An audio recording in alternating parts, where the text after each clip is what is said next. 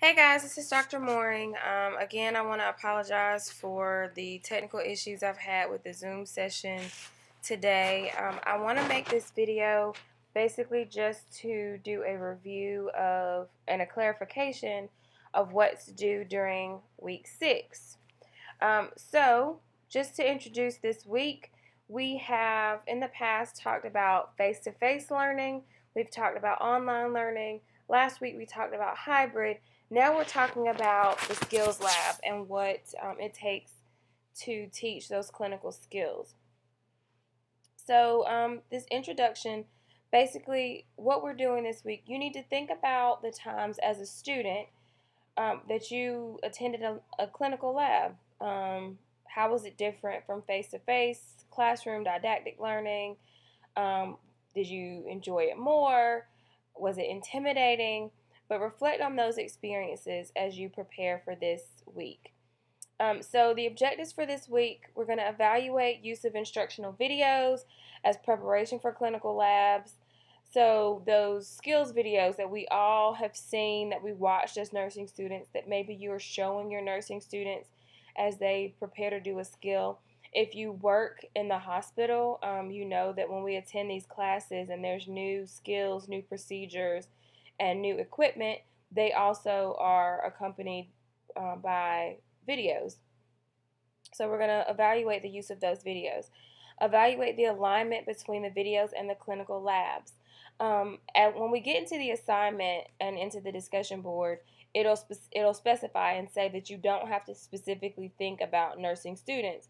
So one of the things that came to my mind as I read through this week's assignment guidelines was when as an educator, we got new IV pumps. We went from, I believe, an Alaris pump to a Hospira pump. Well, although the mechanism is the same, obviously there's different technical pieces that it takes to run the different equipment. So, as the educator, I had to figure out what was the best way to go about teaching the nurses how to use this new pump. There were videos that came along with the pump. There were brochures and pamphlets. Basically, what it came down to was using all of those. So I had to set aside time for a class where the nurses came in and we actually physically went through hands-on, similar to what we do in the skills lab with students, how to use the pump and how to use the new IV tubing, priming the tubing and all of those things. But in preparation, the nurses were able to watch a video that walked them through step how to use the pump. They were able to click on a virtual pump to set the pump and then had to take a quiz at the end. So it utilized all different types of learning so that no one was missed. You're going to design a script for your screencast assignment. We'll talk about that in a moment. And create a screencast. Those are our objectives. Now remember that all of these are going to go, this assignment, just like the previous assignment, is going to happen over several weeks. So you're going to start this week with week 6. Your final submission will not be due until week 9, but I'll clarify that in just a moment. Resources for this week. We have your required readings are Bradshaw and Lowenstein, Chapter 5.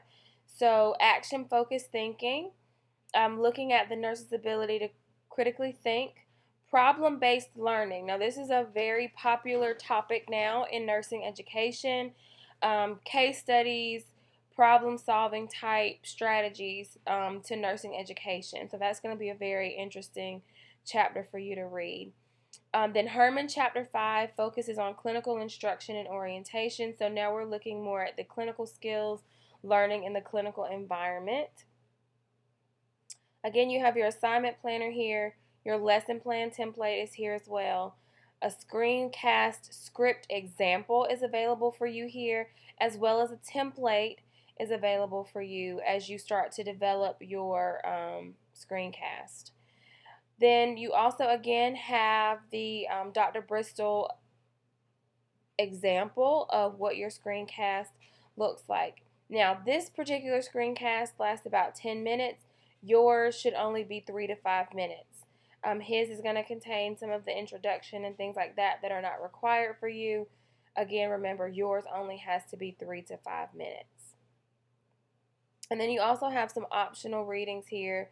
There's a nursing skills laboratory online here that has some interesting information in it about clinical skills. All right, so that is our resources for the week. Now let's look at our discussion board. As always, your initial post is due by day 3, which is tonight.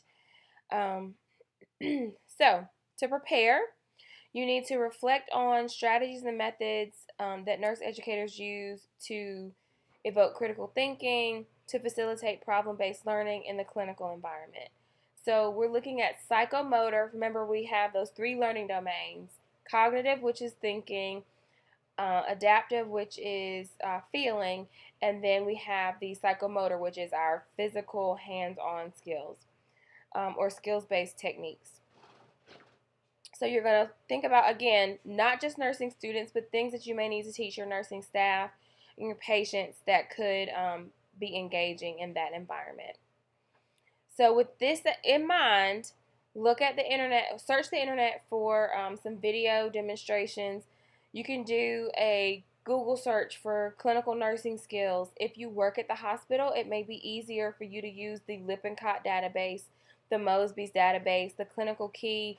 Whichever it is that you use at your facility, you may be able to locate something easily that way. Otherwise, you can just do a simple Google search as we've done in the past for this class.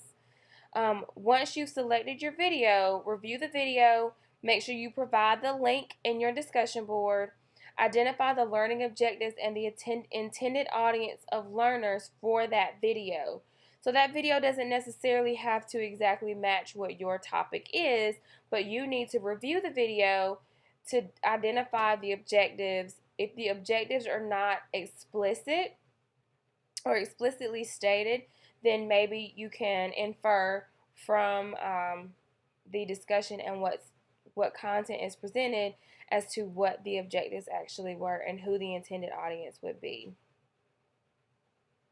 Then consider how you could use that video demonstration to prepare learners for a clinical lab using the lesson plan template. So this is the lesson plan template that we used for the previous assignment. When you developed your lesson plan, create a lab-based lesson that could accompany the video demonstration. So you're going to post by tonight a brief description of the video that you selected, including the audience, the objectives, and APA citation for the video, and explain how you would use it to prepare learners for a clinical lab. So you have, you can use a lesson plan, but again, you don't necessarily have to upload that lesson plan to the discussion board. You just need to talk through how you would use it. And then on or before day 6, so this is Saturday, not Sunday, you need to have responded to at least 2 of your colleagues, again on 2 different days, and critique the alignment of their lab-based lesson to their video. So does what they discussed in their post align well with the video? And then validate or provide an alternative perspective on whether the video would be useful, why it would be useful. Maybe offer them a different video that would be more useful or more helpful. All right, so that is our discussion board for the week. You also have an assignment that is due by day 7 of this week. So this is your screencast assignment. Screencast is basically a tool that is used in education that allows presenters to record information. So think about a webinar, a webcast, that kind of thing. It's similar basically to asking a colleague to sit at your side while you describe some features of software is what it says here. So you're going to record and share your screen. So maybe similar to what you have seen in some of my videos, you'll see my picture down here in the corner. I'm talking you through the things that you see on the screen. But this allows for asynchronous discussion or asynchronous classes. So, for instance, I do an asynchronous screencast type instruction with you all regularly, I'll record a video, post it for you to view at your leisure. All right, so this assignment, similar to the previous one, is done in 3 different phases. So you have the design phase, which we're in right now. You have the record phase, which is when you're going to create your video. And again, it has to have audio and video. And then you have the share phase where you actually submit your video, your screencast for feedback. So what is due currently? So that's what we're going to talk about now, is the design phase. So you're going to create a script or a draft of the script and submit it to me by day 7 of this week, so by Sunday. So you need to review the screencast demonstration that was done by Dr. Bristol back in resources, and then consider what you're going to use to create your screencast. Some of your colleagues have mentioned using Zoom. There are other features. Camtasia is one that I've used in the past. Kaltura has the ability for you to do a screen recording. So if you don't have the screen recording or the application on your computer, you can always use Kaltura as well. Next week, when you get closer to actually making the video, I will go through and create a video showing you how to use Kaltura to make a screen capture recording, if some of you choose to do that. So then you're going to reflect on the learning needs of an audience that you might teach in the future. So that could be nursing students, it could be CNAs, it could be LPNs, it could be nurses in the hospital, it could be maybe you're teaching physicians in the hospital, maybe you are doing a course for patients. Whoever your audience may be, think about what needs they may have, and then think of a concept or a skill or even a process that you could effectively teach by recording something on the computer screen. So this should be a different topic from what you did in your lesson plan assignment. So it can be a similar topic or even the same audience, but the topic has to be different. So for instance, one of the examples I gave in this morning's Zoom session was if you previously chose drug calculations, which is something that you could effectively teach in a screencast session, and you previously did pediatric weight-based dosage calculations. Maybe this time, instead, you do drawing up medication in a syringe or some other type of, excuse me, some other aspect of drug calculation. So maybe titrations or drip rates or something like that. So then you're going to review the screencast script example back in resources, view the video again, and compare the script to what he actually says. One of the things that is very important when you create these videos, and this is something that we've talked about briefly, is the fact that you're going to have students who may be hearing impaired, may have some difficulties with hearing, or even seeing if you use specific colors and pictures and that type of thing on the screen.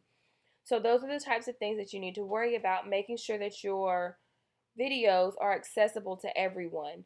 So if you create a script, it needs to be very, very close to what you have used or what you have actually spoken in your video.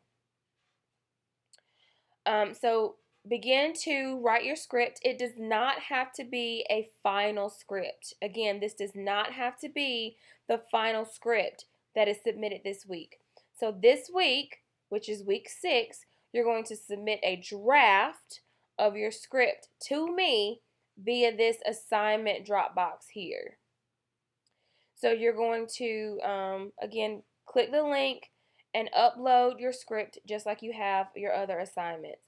Please make sure that you name it appropriately, because we all know that points have been lost because you haven't named your file appropriately. So your file should be named with your last name, first initial, _ screencast _ draft. and make sure that that is submitted no later than 23:59 on day 7 of this week, which is Sunday. So let's just look at the rubric very quickly. So again, all that is due is the script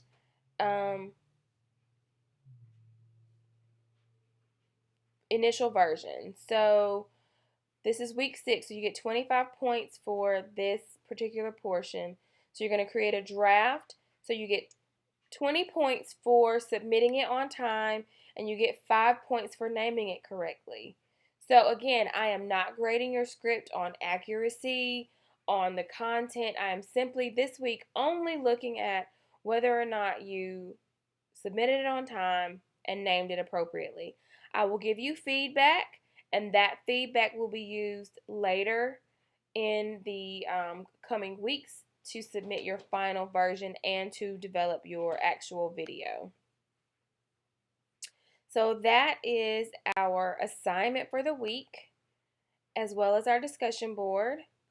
And in looking ahead, keep in mind that you have to create your screencast, and that will be submitted during week 8. So just to recap, you have your discussion board post. You're going to identify a video online that could be used in the skills lab, develop a lesson plan, just a brief lesson plan that you could use, that could be used with this video, and submit that by tonight at midnight.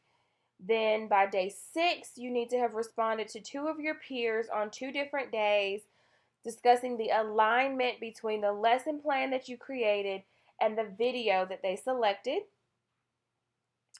Then you also need to do your assignment, which is just the initial draft of the script for your screencast. Initial draft, only the initial draft for the script of your screencast. I'll give you feedback. This week I am only grading you based on whether or not it was turned in on time and whether or not you named it appropriately. If you have any questions at all in regards to the video, in regards to the discussion board, in regards to the assignment, maybe selecting an appropriate topic, if there's anything I can do to help you, please don't hesitate to email me. I will be available, as always, by email. So please, please, please reach out. Thank you all so much. I hope you're having a great week. I hope you're still enjoying the course. And again, I apologize for the technical issues that I've been having with the Zoom session. Have a great week.